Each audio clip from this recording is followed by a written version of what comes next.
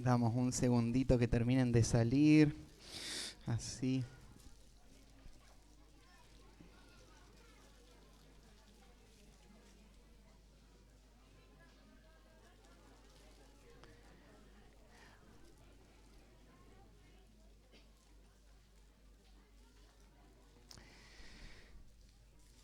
Bueno, esta mañana vamos a seguir con nuestro estudio en el libro de los Salmos, así que acompáñenme a el Salmo 3.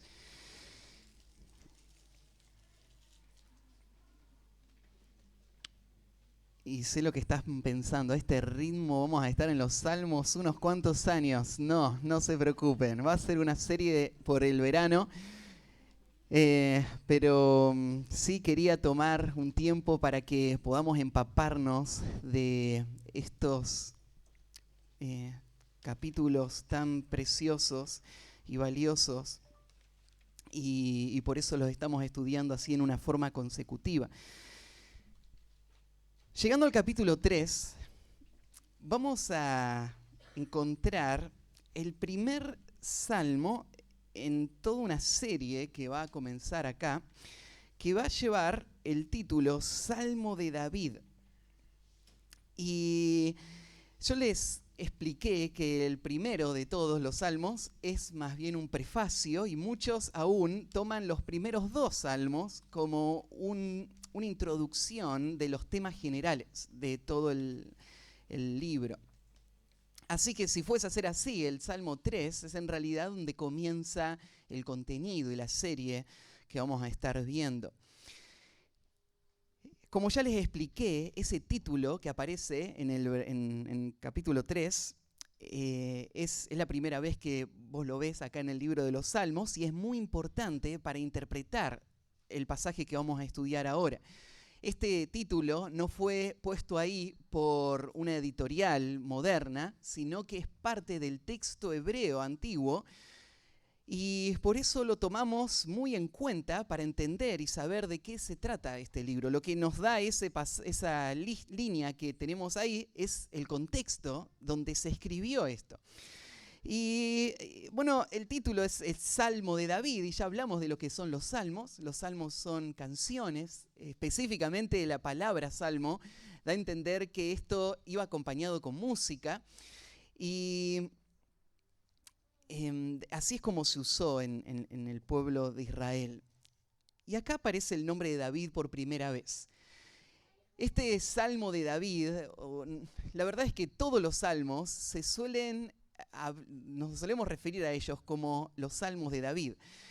Hay un libro muy conocido, escrito por un predicador muy conocido, Spurgeon, que lo tituló Los Tesoros de David, y son los comentarios de todos los salmos. Y no es porque todos los haya escrito David, pero él es la figura central. Ya les conté también que muchos otros autores en realidad fueron parte del equipo de alabanza de David y tuvieron que ver con todo el movimiento y el despertar espiritual que David impulsó. Entonces, por eso todo el libro se lo suele llamar los Salmos de David o el Tesoro de David. Pero la verdad es que no todos fueron escritos específicamente por él. Este es el primero que lleva su nombre. Sí hay que tener algo en cuenta.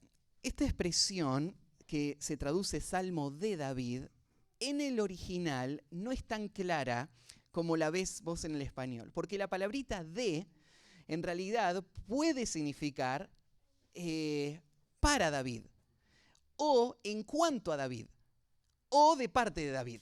Cualquiera de las tres cosas puede significar esa expresión que aparece ahí. Pero nosotros creemos que es David el que escribió esto, porque así lo ha visto la historia del pueblo de Israel. Desde sus comienzos, siempre Israel reconoció a David como el autor. Si bien la palabra puede significar diferentes cosas, esto es lo que probablemente significa. Es David mismo el que escribió este salmo. Y cuando lo leamos vas a darte cuenta que está presentado de esa manera. Está dado como si es que fueras a ser él mismo, así que así lo vamos a tomar, así lo entendemos. Este es un salmo de David. Lo próximo que tenemos es el contexto histórico. Nos dice en qué situación se escribió el salmo, y dice: cuando huía de Absalón, su hijo. Y claro, nosotros no cruzamos todavía por la sección histórica del Antiguo Testamento y tenemos que hacer un pequeño repaso para saber de qué se trata esto. ¿Por qué David está huyendo de su hijo? Bueno, este salmo se escribió en uno de los momentos más oscuros de toda la vida de David, en uno de los momentos más difíciles que él jamás enfrentó. David tuvo muchos enemigos y muchos momentos difíciles, muchas traiciones, muchos ataques en su vida. Pero ninguno fue tan doloroso como este que vamos a ver acá. Para el momento en que pasó esto, que vamos a leer, David era un hombre ya mayor. ¿Se acuerdan que él arrancó muy jovencito sirviendo ahí en el palacio a Saúl y tocando el arpa para él, para que se calmara de esos ataques de ira que tenía? Y estando en ese contexto, David un día salta a la popularidad cuando enfrenta al gigante Goliat y todo Israel ahora lo celebra como un gran héroe. Y ahí Saúl empieza a tener envidia de David y lo empieza a perseguir. Y ese fue el comienzo de una larga historia de David como fugitivo, escapando. Por mucho tiempo él pasó en los desiertos y se juntó gente a su alrededor y él jamás pensó en tomar el poder de la nación de Israel, aunque él había sido ungido para ser el futuro rey. Siempre él esperó en la obra de Dios y Dios cumplió lo que se le había dicho. Un día Saúl fue quitado del reino por desobediencia a Dios. Y Dios le dijo a Samuel que un hombre que conforme a su corazón iba a estar en esa posición, y así fue. En una batalla Saúl va a perder su vida, van a morir sus hijos. Y después de esa batalla David va a terminar gobernando primero una porción de Israel y después todo Israel. Y después David va a guiar a Israel en una serie de batallas que van a darle libertad a Israel de todos los enemigos que lo estaban oprimiendo. David en toda su vida no conoció la derrota. Jamás David perdió una batalla, personal o grupal. Él fue uno de los grandes generales de la historia de la humanidad. Y en esas batallas que David peleó y guió a Israel, no solamente los liberó de sus enemigos inmediatos, sino que fue expandiendo el imperio. Y para este momento, David controla el reino más grande del mundo de esa época. No hay ningún rey en todo el mundo que tenga el poder, la riqueza que David tiene en este momento. David había logrado no solamente construir todo este reino, sino había construido relaciones comerciales y tratados con muchas naciones en los confines del mundo. Y había abierto un canal de riquezas para la nación de Israel inimaginables. Cuando David le va a dejar esto a Salomón, Salomón va a ser conocido como el rey que construyó el templo y toda la gloria y la grandeza, pero en realidad el que construyó todo fue David. Para este momento David era el rey indiscutido de todo el mundo. Pero algo pasó en esa situación. En ese momento de gran prosperidad, David tuvo su más grande caída. Y un día, cuando todos los reyes salían a la guerra, David se quedó en casa y vio a una mujer, la codició, la tomó y cometió adulterio con una mujer llamada Betsabé. Y para tapar el pecado, él arregló que su esposo fuera asesinado y David fue el culpable de la muerte de Urías, el esposo de esta mujer. Y él tomó a esta mujer y por un año le escondió este pecado. Su vida se secó espiritualmente. La angustia, vos la podés ir y saber lo que estaba pasando en el corazón de David leyendo el Salmo 51, donde toda su vida se vino abajo. Y en ese tiempo Dios mandó a un profeta, el profeta Natán, a ir a confrontar a David. Y Natán, con una historia, llegó al punto donde le expuso a David y le dijo: vos sos el que hizo esto, tú eres este hombre. Y con eso Natán apuntó a David y sacó a luz este gran pecado. Y no solamente hizo eso, sino que Natán también le dio una profecía a David. Por ese gran pecado que había cometido, ahora su familia iba a estar afectada. y sus hijos. Y todo lo que él tenía más cercano iba a deteriorarse y destruirse como consecuencia de ese pecado. Y esto pasó. Los que conocen la historia de David se acuerdan de las cosas trágicas que pasaron a partir de ahí. Porque sus hijos, cada uno mostrando la rebeldía de su corazón, trajo tanto dolor a la familia. Hubo uno de los hijos que se enamoró de su hermanastra, que era media hermana de él, y quiso tomarla. Y ella se rehusó y él la violó a su hermanastra. Y tuvo que escapar y estar años en el exilio. Y después, cuando al final terminó volviendo, su papá estaba tan enojado con la situación que no lo quiso ver por años. La familia entró en una decadencia total.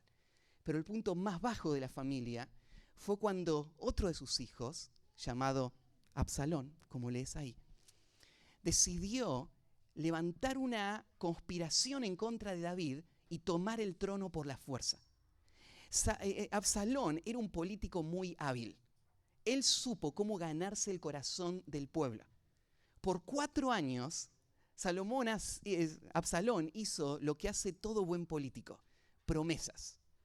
Si yo fuese a ser el rey, entonces yo los trataría bien, yo los cuidaría, yo les haría justicia. Y él encima tenía una apariencia física tan asombrosa, tan alabado por todo el mundo. No había otra persona como él, que era perfecto desde el pelo de la cabeza hasta lo último de su pie, como todos lo veían, que él ganó el corazón de todo el pueblo. Y llegó el momento donde él se sintió fuerte como para ir y derrocar a su papá. Así que Absalón planeó esta conspiración y David lo supo. Y sabía que estaba viniendo a la ciudad para tomar el control de toda la ciudad. Y David no quería una guerra civil. Así que David lo que hace es escapa. A la mitad de la noche, él junta a su familia, él junta a las personas más cercanas que él tiene, y él se escapa de la ciudad de Jerusalén. Y este es el cuadro que vos tenés que hacer. David está llorando, va caminando descalzo, con cilicio en su cabeza, saliendo por la puerta de la ciudad de Jerusalén, cruzando el arroyo del Cedrón y escapando a la mitad de la noche, sabiendo que su hijo le traicionó.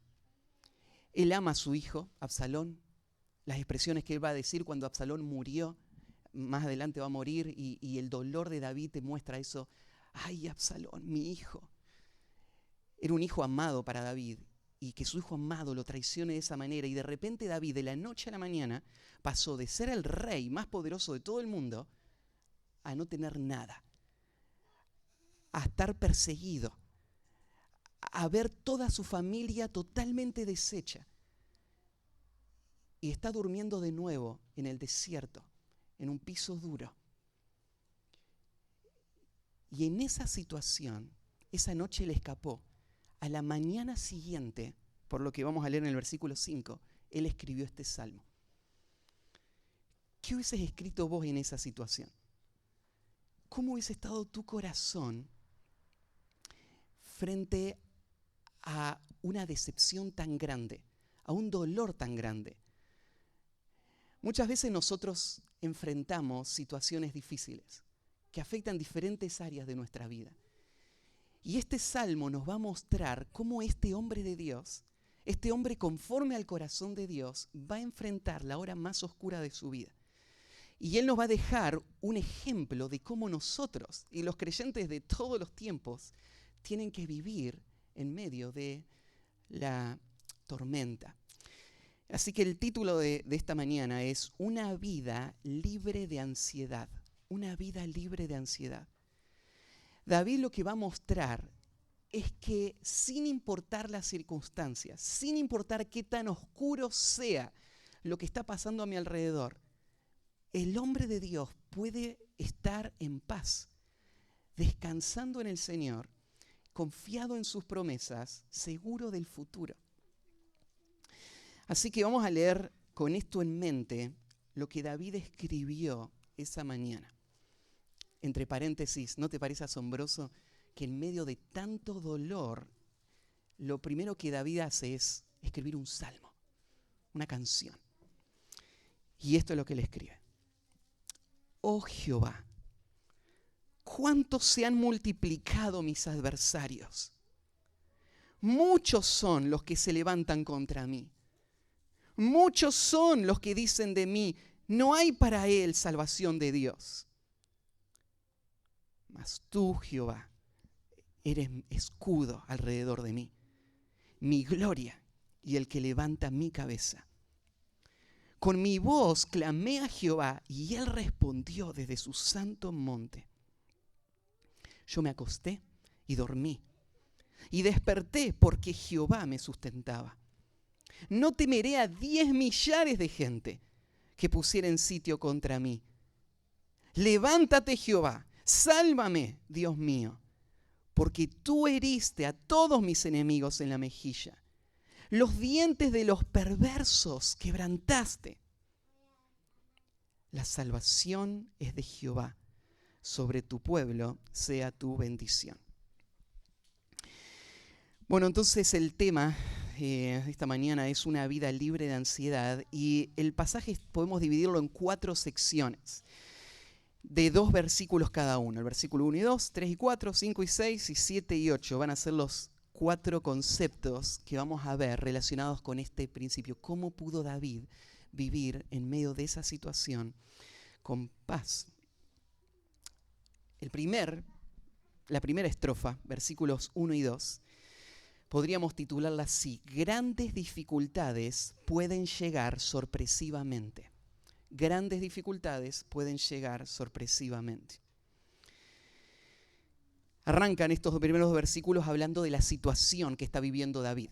Y quiero que te pongas en su lugar y entiendas de qué se trata el dolor de David, para que después puedas pensar en tus dolores y después entender cómo David te va a exhortar a vivir en medio de esa dificultad. La situación de David es la siguiente. Él va a decir en el versículo 1, oh Jehová, cuánto se han multiplicado mis adversarios. Como si David estaría sorprendido. Él ha enfrentado muchos enemigos toda su vida, pero ahora se siente abrumado. Se siente que la cantidad son como nunca antes él ha tenido. Él ve que la hostilidad, el odio, el ataque que él está recibiendo, nunca antes él lo ha vivido de esta manera. Ya expliqué que Absalón se había encargado de difamar a David. Él se había encargado de volcar el corazón de todo el pueblo en contra de David. Y el día que David escapó, él escapó con un pequeño grupo de personas, pero las personas más allegadas a David, sus generales, sus personas de confianza, con las que él había estado desde el principio, esas personas le traicionaron. Esas personas conspiraron contra él. Es más, un poquito más adelante, cuando David escapa, se junta Absalón con sus consejeros. Y hay 2 consejeros con los que él está hablando. Y uno de los consejeros era el hombre de más confianza de David, el general del ejército, que le va a decir lo siguiente a David. A Absalón, le va a decir a Absalón, si vos querés terminar con David y que no termines muerto, lo que tenés que hacer es levantar a toda la nación de Israel, juntar a toda la multitud de toda la nación y salir a perseguir a David.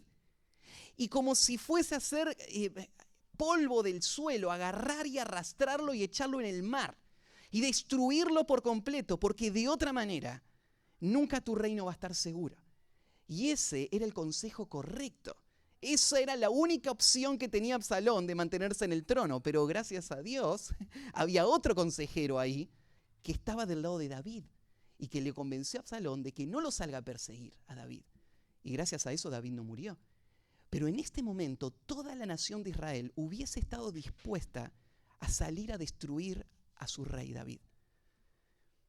Así eran sus enemigos. No era uno, no eran 2, eran todos. Miles va a hablar más adelante. ¿Y por qué tanto odio contra David? Ahora vamos a ver en el próximo pasaje. David era el rey. Él había sido nombrado por Dios rey. pero sus pecados lo perseguían. Ahora, quiero que pienses en esto. ¿Qué tan rápido puede desencadenarse la tormenta en nuestras vidas? ¿Te das cuenta de lo que pasó con este hombre David? Todo lo que parecía que era seguro, todo lo que parecía que era su mundo, todo se vino abajo en un instante. Su familia, que es lo que él más apreciaba, todo quedó deshecho. Su vida económica. Pasó de tener todo, vivir en un palacio precioso que él había construido, con toda esa riqueza, ahora estar en el campo y no tener nada. Su vida social, su reputación, todo el mundo está en su contra. Todo se vino abajo. Y todo se vino abajo en una noche, cuando él perdió todo, de la noche a la mañana. Muchas veces nosotros miramos nuestra vida como si fuese a ser estable, como si podríamos controlarla y decidir lo que vamos a hacer. La historia de David nos muestra de lo rápido que pueden cambiar las circunstancias. Solamente puede llegar un dolor de cabeza para que de repente tengas un tumor terminal y en pocos meses tu vida termina. Y tu vida cambió drásticamente. Tu familia puede cambiar drásticamente. El corazón de las personas que vos pensás que son tan confiables puede darse vuelta tan rápido como se le dieron vuelta a David. Y todo lo que vos pensás que tenés y todas las áreas en las que vos te sentís seguro, todo eso puede cambiar de la noche a la mañana. Y este es el primer principio que tenés que saber. Tu vida no es tan segura como crees si vos tomás en cuenta las circunstancias a tu alrededor. La seguridad de tu vida está apoyada sobre otro principio que vamos a ver más adelante. Pero las circunstancias pueden cambiar rápidamente. En el versículo 2 agrega: muchos son los que dicen de mí, y acá están las palabras de los enemigos, no hay para él salvación de Dios. ¿Cómo deben haber dolido esas palabras para David? ¿Sabes lo que le estaba diciendo la gente a David? David, ¿qué te la das de espiritual? ¿No ves que Dios te desechó? ¿No ves que tus pecados te llevaron a donde estás hoy? Y todo lo vas a perder por tu rebeldía contra Dios. Dios ya no está con vos. Dios no te escucha. ¿Por qué le decían esto a David? Se acordaban lo que había pasado, ¿no? El pecado de David fue un pecado público. Toda la nación lo supo. Y este adúltero y asesino ahora es difamado, además, por su hijo. Y toda la nación ahora piensa esto de David. Ahora, quiero que reflexiones un poquito conmigo, porque David sí va a sufrir las consecuencias de su pecado. ¿O no? Natán lo había dicho. Y lo que David va a sufrir es por el pecado que él cometió. Ahora, si bien David había cometido este pecado, iba a sufrir por su pecado, ¿era verdad que Dios le había desamparado? ¿Era verdad que Dios no iba a cumplir las promesas que le había hecho? ¿Es verdad que Dios estaba en su contra y David estaba solo? Eso no era verdad. Porque David se había arrepentido de su pecado, él había confesado su pecado, él había abandonado su pecado, y ahora David estaba caminando en un camino de temor reverente a Dios. Y entonces Dios no estaba en su contra. Pero lo que pasó con David es un reflejo de lo que pasa tan seguido, demasiado seguido, en medio nuestro, ¿no? Cuando una persona peca, imagínate un pecado tan grave, tan bajo, es fácil que nosotros actuemos como el pueblo de Israel actuó con David. Y pensemos de esta persona: Dios ya no está más con vos. Cuando una persona ha puesto toda su confianza en Dios y depende solamente de Él, este pensamiento es el más doloroso que podría haber en su mente. Porque él sabe que su vida no tiene sentido sin Dios. Él sabe que él no tiene fuerzas para sostenerse sin Dios. Él sabe que él depende completamente en Dios. Así que ahí está David. Todo el mundo le está señalando estos pecados y le está diciendo, ahora Dios te dejó para siempre.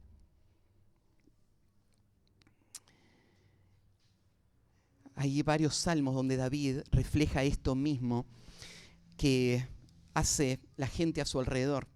El Salmo 42, versículo 3, por ejemplo, dice así: fueron mis lágrimas mi pan de día y de noche. Mientras me dicen todos los días, ¿dónde está tu Dios?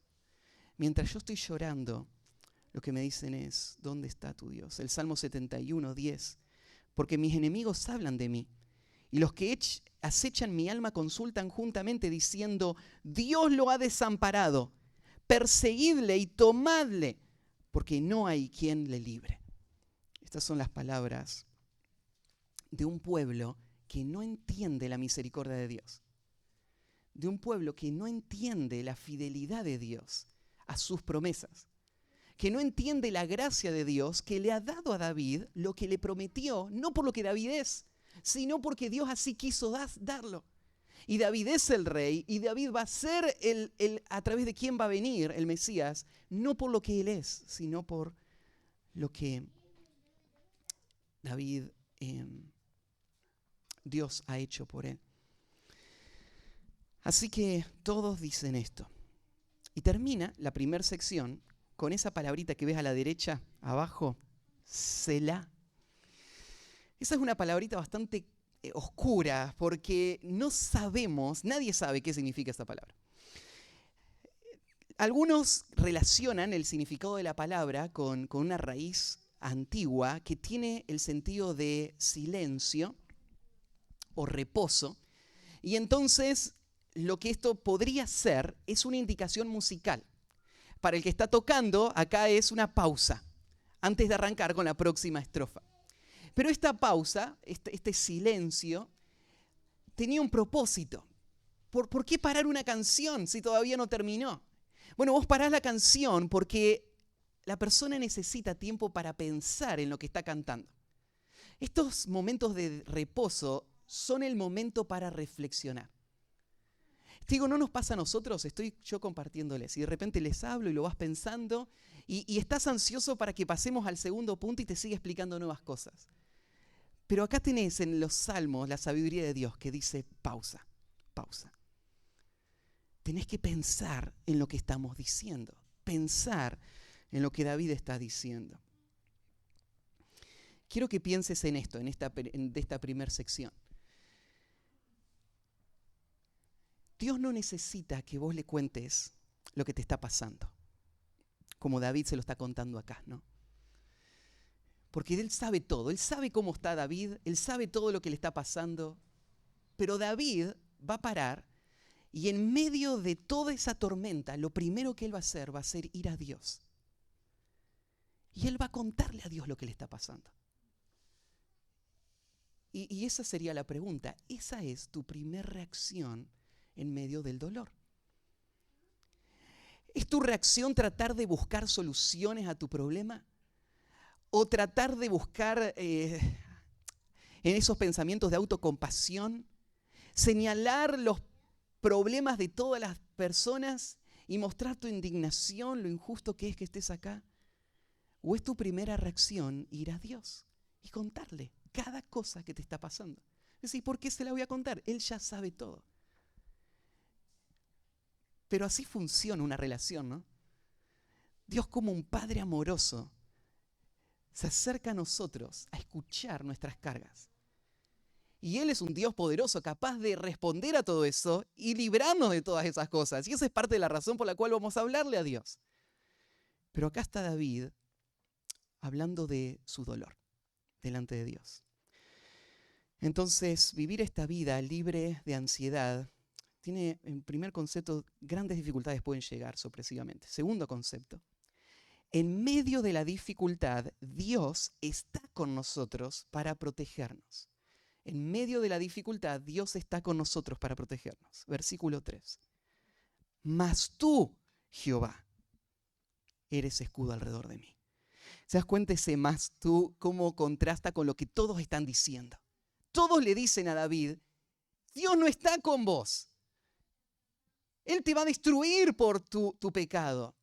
Y David se ve ahí y David no se defiende. David no dice, no, yo no soy pecador. David no está diciendo, no, ustedes son más pecadores que yo. No, cuando fue el momento, David se humilló frente a Dios cuando vio su pecado. David confesó su pecado. David abandonó su pecado y él estaba quebrantado por su pecado. Pero ahora David confía en el perdón de Dios. David confía en la misericordia, en la gracia de Dios. Así que David no se queda derribado ahí frente a sus pecados. Él se pone en pie. Y ahora cuando vos lo escuches a David, te vas a dar cuenta de la firmeza que tiene su corazón. Aún habiendo cometido esos pecados, él tiene confianza, no en sí mismo, no en su justicia, sino en el Señor y en su fidelidad. Y entonces por eso David está haciendo este contraste con lo que ellos dicen, mas tú eres escudo alrededor de mí. Ahí el concepto de alrededor da la idea, ¿no es cierto?, por todos lados. Y esto es raro para pensar en un escudo, porque los escudos usualmente te los pones al frente y te frenan lo que venga de adelante. Pero David piensa en Dios como si fuese a ser un escudo que te rodea por todos lados. Protegido completamente, no hay ningún ángulo, ningún lugar por donde puedan entrar las amenazas, los peligros.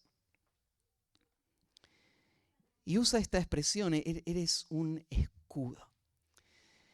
David entiende que la firmeza de su vida no es su sabiduría, su justicia, su piedad, sino que es la fidelidad de Dios, que se ha puesto a su alrededor para proteger a David durante toda su vida hasta que cumpla lo que se había propuesto hacer con David.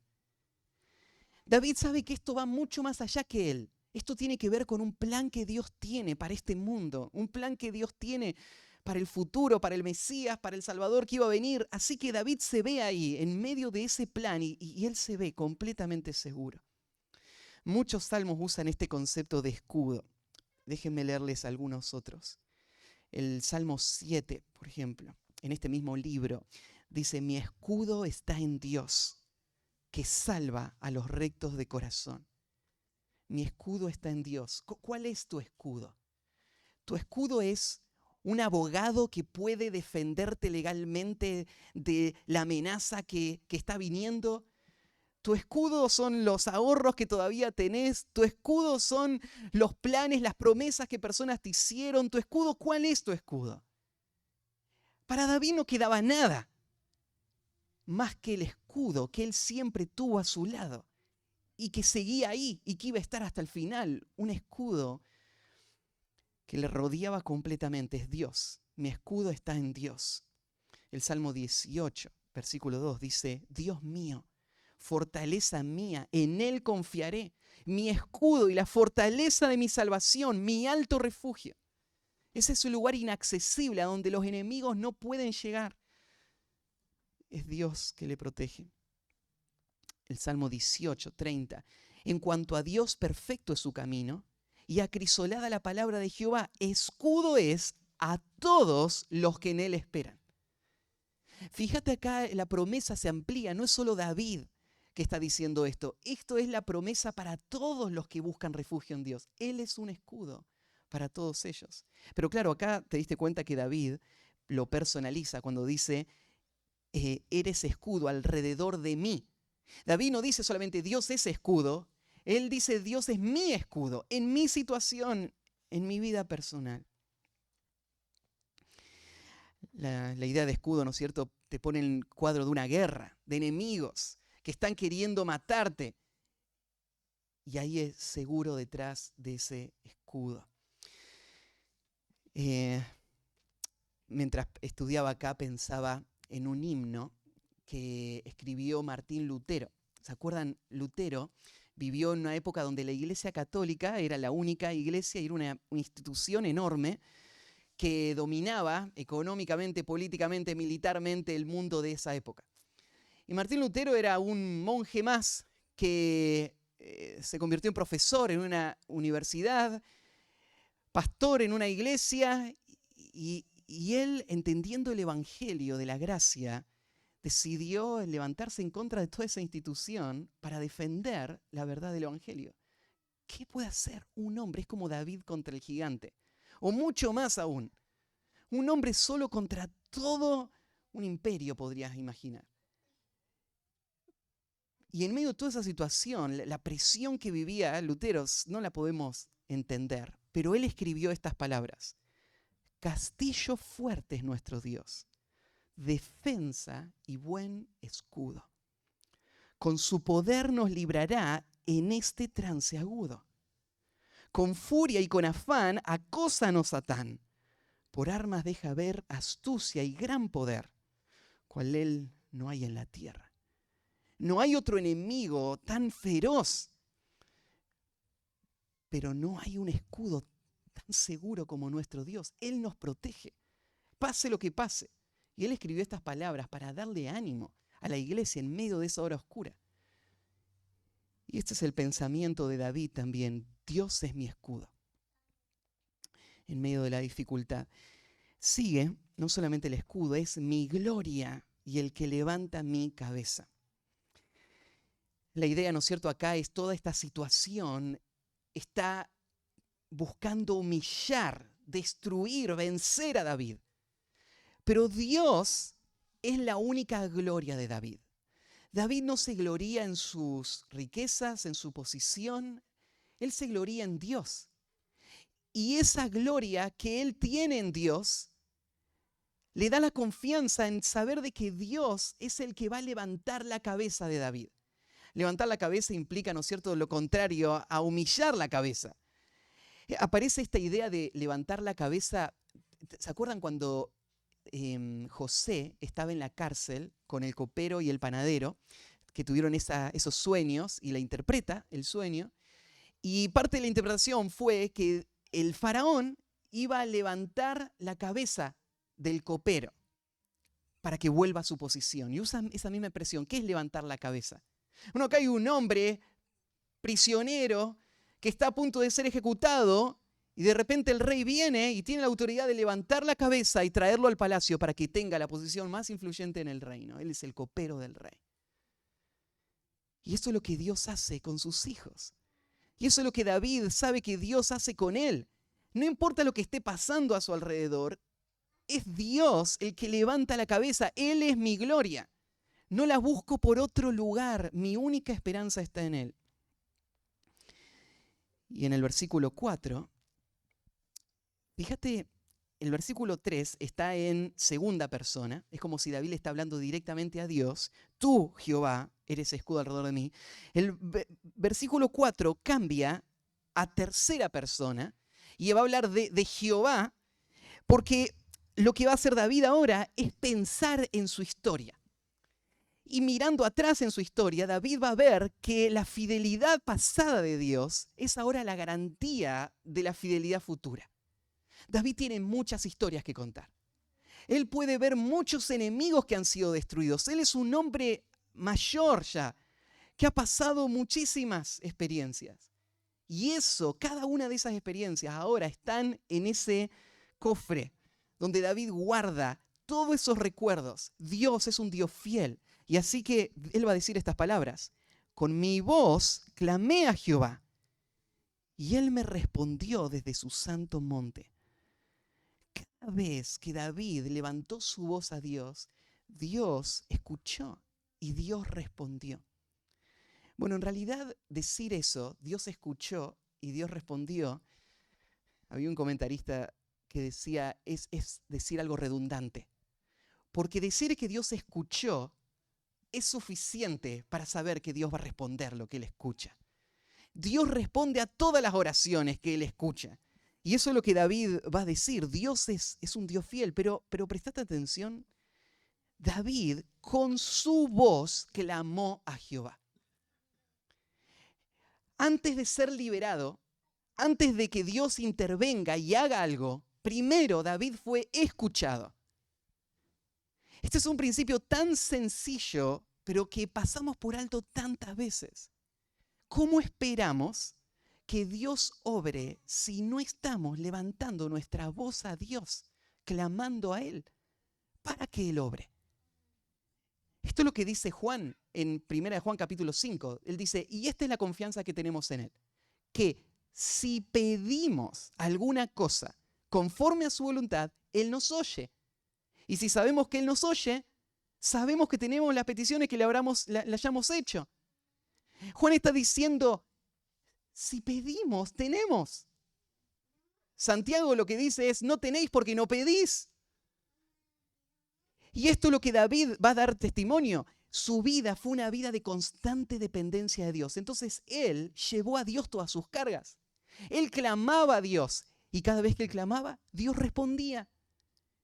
Y él veía la fidelidad de Dios en cada uno de esos momentos. El Salmo 34:6. David dice, este pobre clamó y le oyó Jehová y lo libró de todas sus angustias. Ese es el testimonio de todos los que aprenden este principio. Todos los que aprenden a clamar a Dios van a poder decir que esto es verdad. Porque se van a ver pobres, dependientes, y van a ver la fidelidad de Dios que les saca una y otra vez. El Salmo 66:17 dice, a Él clamé con mi boca. ¿Te diste cuenta, David? Estoy seguro que muchas veces pensaba sus oraciones, pero no siempre. Lo que era más frecuente para David no era pensar sus oraciones, sino hablar sus oraciones. Su boca se movía, sus labios sacaban sonidos, ¿sí? Entonces no hay nada de malo en orar en la mente, pero todos estos salmos enfatizan lo que es la oración exteriorizada, ¿no? Sacada, hablada. Y de nuevo acá, mira, a Él clamé con mi boca y fue exaltado con mi lengua. Si en mi corazón hubiera yo mirado a la iniquidad, el Señor no me habría escuchado, mas ciertamente me escuchó Dios. Atendió a la voz de mi súplica. O el Salmo 116, versículo 1. Dice, amo a Jehová, pues ha oído mi voz y mis súplicas. Porque ha inclinado a mí su oído, por tanto yo le invocaré en todos mis días. Me rodearon ligaduras de muerte, me encontraron las angustias del Seol. Angustia y dolor había yo hallado. Entonces invoqué el nombre de Jehová, diciendo, oh Jehová, libra ahora mi alma. Y Dios me escuchó. Entonces, ¿qué hace David en ese momento de angustia? Él reconoce que Dios está a su lado. Él lo afirma con sus palabras. Él reconoce la fidelidad de Dios en el pasado. Reconoce Dios está y Él va a responder. Hay una expresión más ahí al final que dice, y Él me respondió desde su monte santo. David ya no está en Jerusalén acá, ¿no? Ustedes se acuerdan que David es el que tomó la ciudad de Jerusalén y la convirtió en la ciudad real, en la ciudad capital de la nación de Israel. Y ahí en la ciudad de Jerusalén él hizo traer el arca del pacto y la puso en el monte Sión, que es una de las montañas ahí de la ciudad de Jerusalén. Lo hablamos la vez pasada. Es la montaña donde Abraham había llevado a su hijo Isaac para sacrificarlo. Y en esa montaña donde David después, ¿se acuerdan que va a comprar esa heredad y donde se va a construir el templo? Y David ahora habla de ese monte como el lugar donde Dios está. Claramente Dios no solamente está en ese monte, Dios está en todos lados, pero ese era el lugar donde Dios había elegido poner su gloria para todas las naciones y un testimonio a todas las naciones. Así que David habla de ese lugar. Es interesante acá porque David reconoce que Dios eligió ese lugar. Y ese lugar no puede ser cambiado, porque desde ahí su gloria va a brillar y va a llegar a todas las naciones. ¿Saben que cuando David se estaba escapando, esa noche, la noche anterior a escribir este salmo, el sumo sacerdote y los levitas salieron porque sabían que David se estaba escapando? Y vinieron y le dijeron, David, acá estamos, te vamos a seguir. Y traían el arca con ellos. Vamos a llevar el arca con vos, no la vamos a dejar en este lugar. Y David les dijo, no, vuelvan a su lugar. y quédense en el lugar que Dios estableció, el lugar donde ustedes están ofreciendo esos sacrificios a Dios. David confía que Dios va a proteger ese lugar y va a cumplir sus propósitos. Así que él está lejos, está desterrado, pero está pensando, Dios desde ese lugar me escuchó a mí. No hace falta haber traído el arca. Desde acá yo clamo al Señor y Él desde allá me escucha. Él me conoce y Él va a responder. Y termina de nuevo, Selah. Pausa. Piensen. Déjame hacerte estas preguntas de reflexión. Cuando llega la prueba, ¿reaccionas reclamando que no mereces esto? ¿O lo aceptas sabiendo que solo por la misericordia de Dios que no has sido destruido todavía? Cuando llega la prueba, ¿estás más inclinado a pedir a Dios o a reconocer quién Dios es, como en este pasaje que vimos recién? Cuando llega la prueba, pones toda tu confianza presente y futura en Dios, como David la está poniendo, Él es su escudo. Así que una vida libre de ansiedad tiene que ver con este principio. Cuando llegan esas pruebas inesperadas, Dios está a nuestro lado. El tercer principio es la presencia de Dios en medio de la prueba nos da descanso. Cuando estés en medio de la prueba y vos ya pasaste por este segundo punto que vimos recién, reconoces la presencia de Dios a tu lado y echás toda tu ansiedad sobre Él y clamás a Él sabiendo que Él ha respondido cada vez y lo va a hacer en esta vez, entonces el resultado, ¿sabes cuál es? Es tranquilidad, es descanso en medio de la prueba. Y yo sé, cada vez que alguien se te acerca a vos cuando estás pasando un momento de prueba, vos le decís, bueno, vos no estás en mis zapatos, no sabés lo que se siente estar acá. Bueno, recién te describí la situación de David. Probablemente vos nunca estés en sus zapatos. Todo se vino abajo para él, en una sola noche. Pero mirá lo que dice el versículo 5. Yo me acosté y dormí. ¿Sabés cuál es una de las pruebas más evidentes de cómo está tu corazón? ¿Cómo estás durmiendo a la noche? Parece demasiado simple y entiendo de que hay situaciones de salud, físicas que pueden alterar eso. Pero en la mayoría de los casos es una regla bastante acertada. Tu nivel de confianza y dependencia en Dios se va a ver reflejado en la forma en la que estás durmiendo. David había estado durmiendo en un palacio hasta esa noche. Ahora está tirado en el campo, durmiendo en un terreno duro. Toda la nación de Israel lo quiere muerto. Su hijo le traicionó, su propia sangre, su hijo amado. Él no tiene nada, no tiene futuro, no sabe de qué va a vivir, qué va a comer, no sabe si lo van a matar. Su nombre y su reputación está por el piso. ¿Y él dónde está? Durmiendo. ¿Cómo podés dormir, David, en esta situación? ¿Hubieses dormido vos esa noche? ¿Hubiese dormido yo esa noche? ¿O el afán, la ansiedad hubiese traído esos pensamientos una y otra vez a mi mente hasta generar desesperación, turbación completa?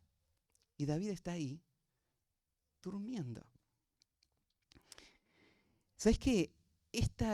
Muchas veces nosotros cuando queremos ver la fe en acción, queremos ver grandes obras. Y pensamos, el mejor testimonio de una persona que confía en Dios es esa persona que logra conquistar grandes cosas y hacer grandes cosas para Dios. Pero ¿sabes cuál es uno de los mayores testimonios de una persona que confía en Dios? Es la manera en la que esta persona puede descansar en los momentos de mayor oscuridad en su vida. Eso es un gigante en la fe. Este es un hombre conforme al corazón de Dios, que se va a dormir. Y vos te acordás de algunas historias, ¿no? Te acordás de la historia de Jesús en la barca, por ejemplo, ¿no? Ese día que él le dijo a sus discípulos, vamos al otro lado, subieron a la barca y a la mitad Jesús se quedó dormido. Una tormenta tremenda llegó al mar, se hundía el barco y los discípulos estaban desesperados, gritando, de miedo. Lo despiertan al Señor. Señor, ¿no te importa que vayamos a morir? Y el Señor se levanta tranquilo. ¿Por qué temen, hombres de poca fe? O sea, ellos realmente pensaban que el Hijo de Dios, que había sido prometido del principio de la historia y que había nacido, cumplido las señales y que iba a tomar el reino que Dios le había prometido, pensaban que tal vez se iba a ahogar por una tormenta que a Dios se le fue de las manos. Era insólito. Pero ahí estaban ellos, con temor, y Jesús dormía. Como decir, bueno, pero era Jesús. Y sí, era Jesús. Pero hay otras historias también, ¿no? Hay una historia ahí en Hechos capítulo 12. Cuando empezó la persecución contra la iglesia, en un momento las autoridades capturan a Jacobo, uno de los discípulos más cercanos del Señor, y lo ejecutan. Y como la multitud se pone contenta, vamos a matar a todos los demás, lo agarran a Pedro, lo meten en la cárcel para ser evaluado y ejecutado al día siguiente. Le ponen 2 soldados, uno a cada lado, y lo encadenan a Pedro. Y a la mitad de la noche viene un ángel para librarlo. ¿Cómo lo encuentra Pedro? Durmiendo. No solamente está durmiendo Pedro, sino que llega con un gran resplandor y no se despierta Pedro. El ángel tiene que venir y sacudirlo a Pedro para que se despierte. Así de plácidamente estaba durmiendo. No estaba con los pelos de punta, ¿no es cierto?, esperando cualquier ruidito, uy, me vienen a matar. Le costó despertarlo al ángel. Esta es la confianza que David está teniendo en este momento. Él escapa y se va a dormir. Ahora, no confundas descanso con negligencia. Porque hay cosas que hay que hacer, ¿no? Y el hecho de depender en Dios no quiere decir que no debo ser responsable con lo que Dios me da para hacer. Pero lo hago con paz, sabiendo que Él está gobernando mi vida y mis circunstancias. Cuando estoy en una barca que se está por hundir, o cuando estoy en un desierto perseguido, con todos queriendo matarme. El Salmo 4:8 es un clásico conocido. En paz me acostaré y asimismo dormiré, porque solo tú, Jehová, me haces vivir confiado. Salmo 4:8. En Proverbios 3:24 dice, cuando te acuestes no tendrás temor, sino que te acostarás y tu sueño será grato. En el Nuevo Testamento tenés Filipenses 4:6, otro pasaje clásico, ¿no? Por nada estéis afanosos, sino sean conocidas vuestras peticiones delante de Dios, en toda oración y ruego con acción de gracias. O sea, dale gracias a Dios por lo que te está pasando. Y echa toda tu ansiedad sobre Él. Y la paz de Dios, que sobrepasa todo entendimiento, guardará vuestros corazones y vuestros pensamientos en Cristo Jesús. Así que yo me acosté y dormí. Ese es el testimonio de David. Y desperté. Así como descansó, todos los enemigos, él estaba totalmente vulnerable, pero despertó. Nadie le mató a la noche. Despertó porque Jehová le sustentaba. Un versículo más, Isaías 26:3. Tú guardarás en completa paz a aquel en cuyo pensamiento en ti persevera, porque en ti ha confiado. Confiad en Jehová perpetuamente, porque en Jehová el Señor está la fortaleza de los siglos. Isaías 26:3 y 4. Y no solamente David está descansando esta noche, mirá cómo lo dice en el versículo 6, no temeré a 10 millares de gente. Todo el mundo puede estar en mi contra. Y aún así, no voy a temer. Porque no hacen diferencia. El temor de David no está relacionado a sus circunstancias. Él no está gozoso o temeroso en base a cómo él ve que las cosas van prosperando, sino Él está confiado en un Dios que está en control y que va a cumplir sus propósitos. Y no importa si son 10.000 o 10.000. La palabra 10 millares parece ser ese número hiperbólico gigante que abarca todo. Todo el mundo está en mi contra. Otras expresiones en los salmos parecidas, por ejemplo el Salmo 46, versículo 2. Por tanto, no temeremos. ¿Hasta qué punto podés resistir sin temer? Bueno, mira, no temeremos aunque la tierra sea removida y se traspasen los montes al corazón del mar. Aunque bramen y se turben sus aguas y tiemblen los montes a causa de su braveza. Aunque todo sea sacudido. No vamos a ser intimidados por nada. ¿Qué sería de nuestra vida y de la obra del Señor si nuestros corazones estarían llenos de esta confianza y dependencia en Él? Si verdaderamente no habría nada que temer. Si como muchos lo han observado, nuestro temor a Dios sea nuestro único temor y por lo tanto no haya ningún hombre ni ninguna circunstancia a la cual le temeríamos. Y si nuestro corazón estaría totalmente confiado en Él. Y lo único que nos preocuparía sería estar en el lugar que Dios quiere que estemos, haciendo lo que Él quiere que hagamos, y no nos preocuparía nada más. ¿Qué sería de la obra del Señor? Mientras estaba estudiando me acordaba de otra historia también del Antiguo Testamento. ¿Se acuerdan ese día cuando Eliseo estaba en una pequeña ciudad de Israel y los ejércitos asirios habían venido porque los asirios querían destruir Israel? El problema es que cada intento fracasaba porque intentaban hacer algo oculto y siempre los descubrían. El rey se enojó y dijo, alguien me está mandando al frente, alguien está diciendo nuestro plan al enemigo.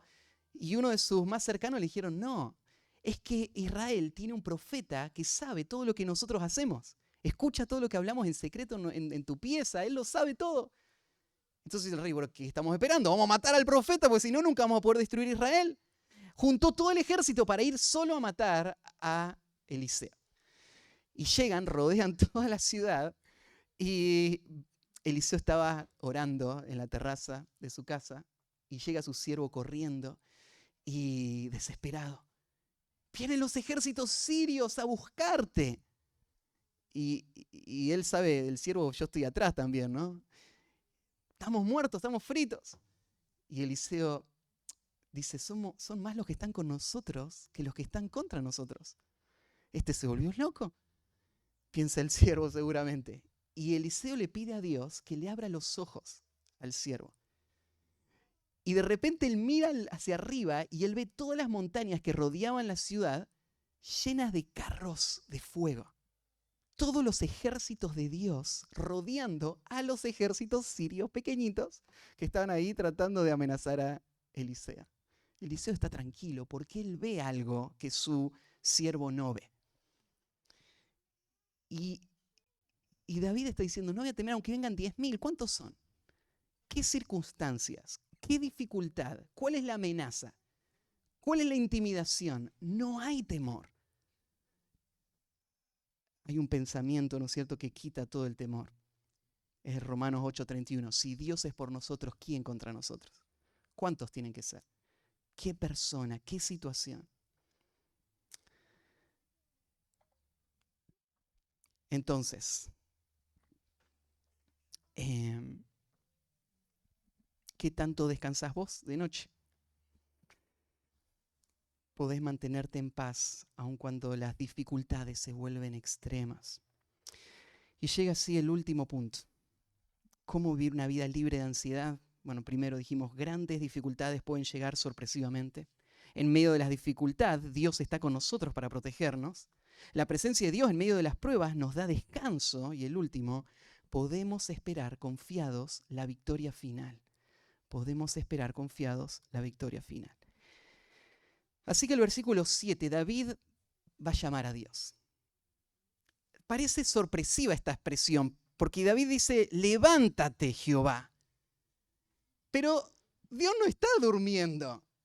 Él no está distraído, Él sabe todo. ¿Por qué David lo dice así?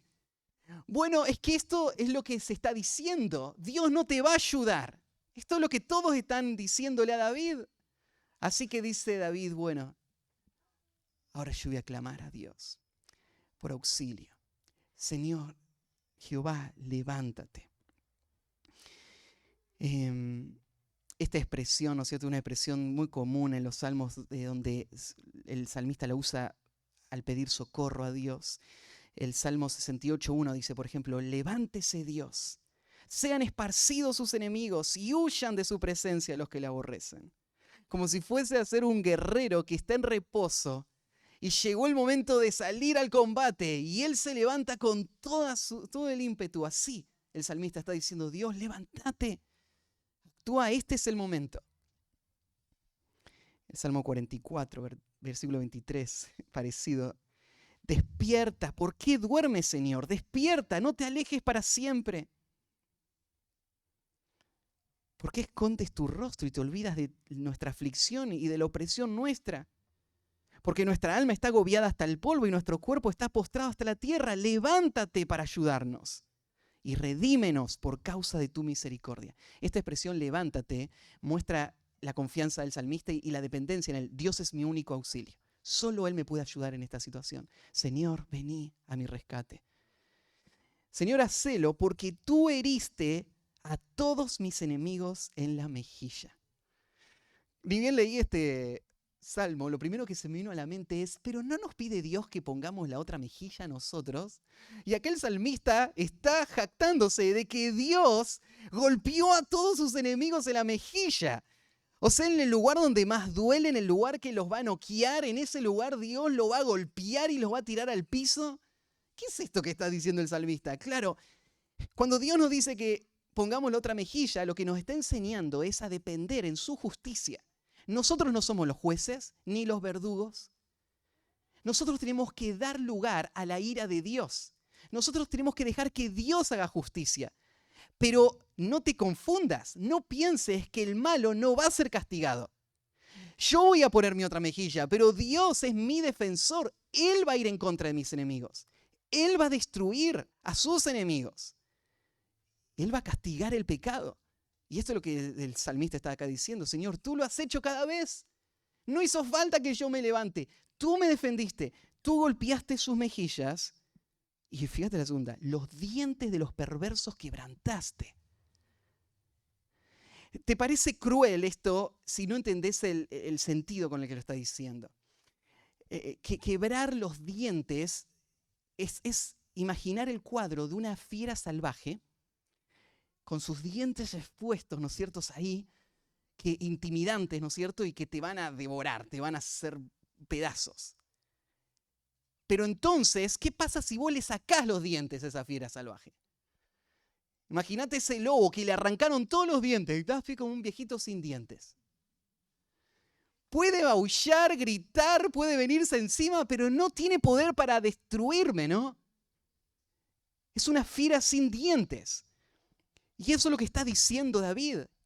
Yo miro atrás y han habido muchos peligros. Porque en realidad, atrás de esas fieras salvajes, lo que yo vi es que Dios le había sacado los dientes.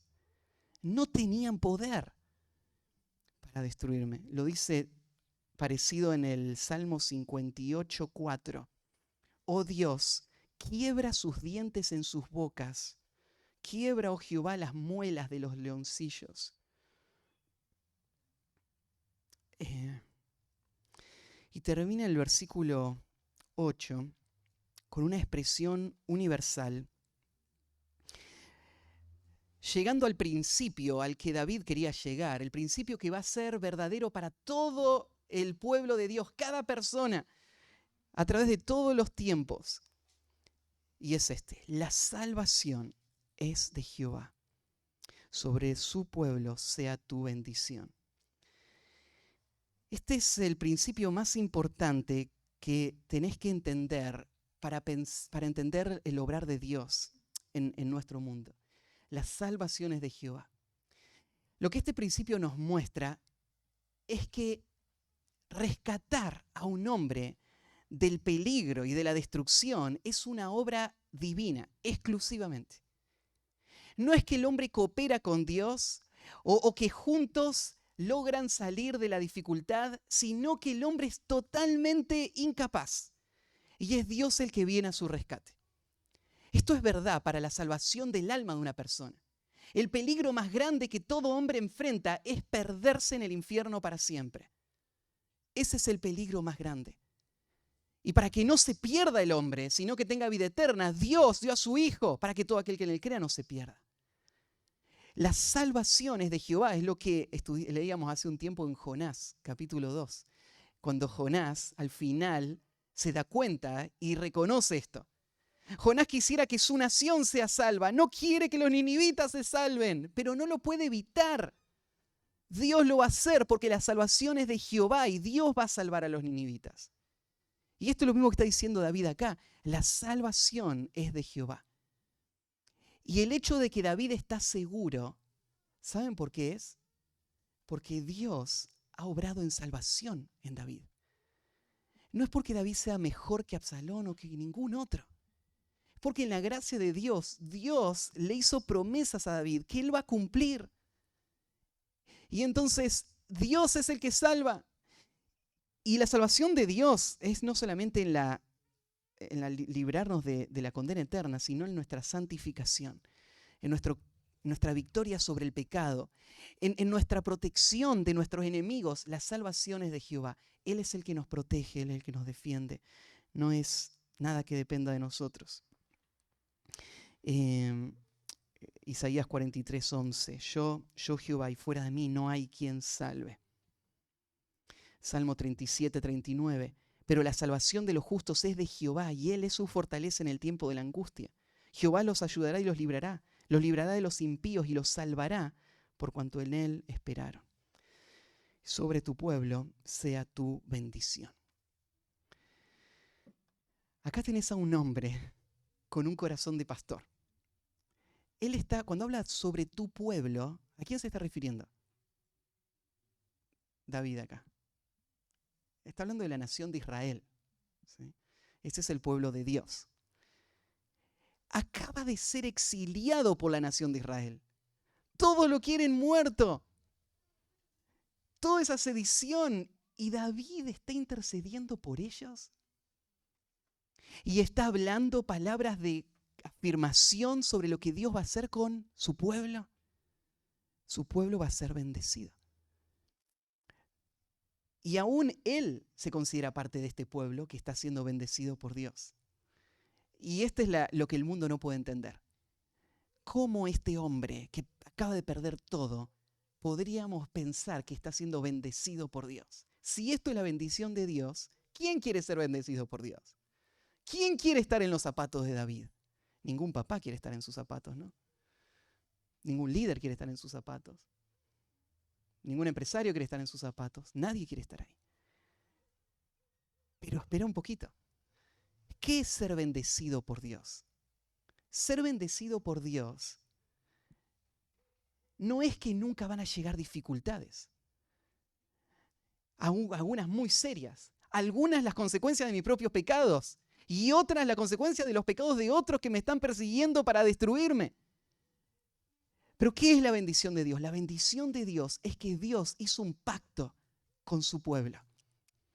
Es que Dios va a hacer que todas las cosas obren para el bien de los que le aman. Y es que Dios va a glorificarse a través de cada una de estas personas. Y el resultado final no va a ser derrota, va a ser victoria perpetua. Victoria final, victoria eterna. Esa es la bendición de Dios para su pueblo. Y termina, Selah. Pensalo. Pensalo hoy que estás atravesando una prueba. Tal vez algunos de los que están acá están pensando en su situación hoy, presente. Y están parándose al lado de David y pensando, esto es lo que debería ser mi confianza en el Señor. Así es como debería vivir. Y acá están los ingredientes, estas son las herramientas para vivir de esta manera. Y para todos los demás, la vida se puede volver difícil muy rápido. Prepárate para que cuando ese momento llegue puedas tener paz, una vida libre de ansiedad en medio del dolor y el sufrimiento. Saben que este salmo, muchos lo conocen como el salmo matutino, y el salmo que sigue, el salmo 4, el salmo vespertino, el salmo de la tarde. Este es el salmo de la mañana. Y se conoce así porque aparentemente los judíos lo recitaban, lo cantaban todas las mañanas cuando se levantaban. Y me parece una buena práctica, ¿no? Poder arrancar tu día con estas palabras de afirmación al Señor, no como una fórmula mágica, pero palabras similares de confianza, dependencia, gratitud, adoración a Dios. Eso te va a poner en el camino de una vida libre de ansiedad. Oramos y terminamos. Padre, tu verdad es tan clara y es tan directa. Expone nuestro corazón y nuestras miserias, nuestras falencias, y tu fidelidad, tu grandeza, tu poder. Pero una cosa es escuchar estas palabras, otra cosa es creerlas. Y eso es solo obra de tu Espíritu. Aún en esta mañana, expuestos frente a tu verdad, hay corazones que van a quedar indiferentes. Otros que lo van a escuchar, pero no va a haber ningún cambio. Las distracciones, los afanes de esta vida lo van a quitar de su corazón.